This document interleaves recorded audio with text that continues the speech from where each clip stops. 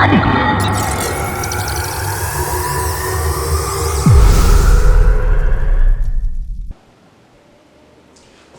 venous sinuses. Dural venous sinuses are a group of sinuses or venous channels that drains the venous blood from the cranial cavity. Location. Dural venous sinuses are located intracranially between the two layers of dura mater, that is between the endosteal layer and meningeal layer of dura mater.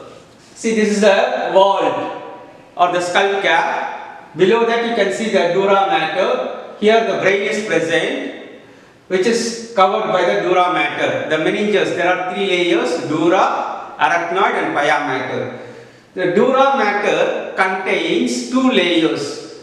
A layer which is attached to the inner surface of the skull, known as endosteal layer, and a layer which covers the surface of the brain, known as meningeal layer. They are always attached together. Only in certain places they split, where they are filled with venous blood, and hence the name dural venous sinus. Features. The dural venous sinuses receive cerebrospinal fluid and venous blood from the brain, the meninges and the bones of the skull. The walls of the dural venous sinuses do not have muscles. The dural venous sinuses are connected to the veins present outside the cranium by emissary veins or through emissary veins. Classification. The dural venous sinuses are classified into two types: unpaired dural venous sinuses and paired dural venous sinuses. The unpaired dural venous sinuses includes: number 1, superior sagittal sinus; number 2, inferior sagittal sinus; number 3, straight sinus; number 4, occipital sinus; number 5, anterior intercavernous sinus, which connects the two cavernous sinus; number 6, posterior intercavernous sinus. The basilar plexus of veins are also considered as unpaired dural venous sinus. So totally there are 7 unpaired dural venous sinuses.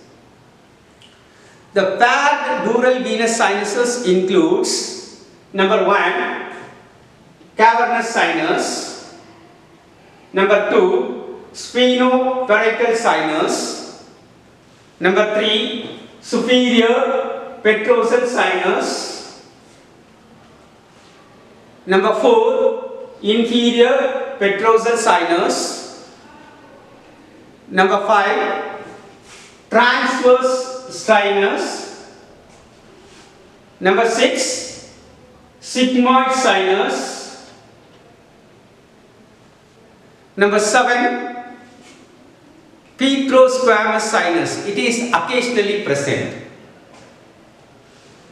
Course. The superior sagittal sinus continues as a right transverse sinus, which in turn continues as right sigmoid sinus, which finally drains into internal jugular vein.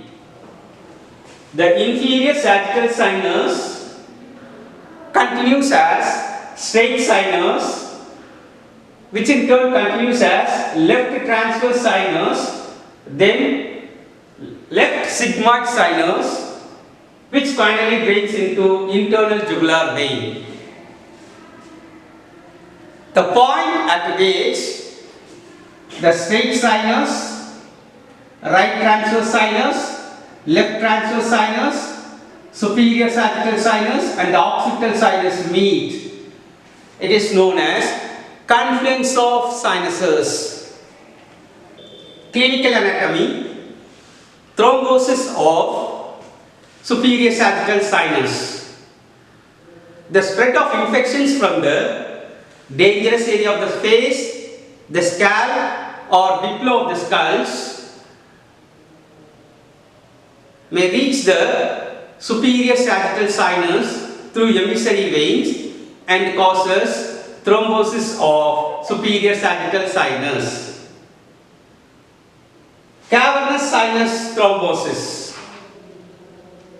The spread of septic emboli or the passage of septic emboli from the dangerous area of face passes through the facial vein, deep facial vein, pterygoid venous plexus, emissary vein and finally reaches the cavernous sinus and may cause cavernous sinus thrombosis. Thank you.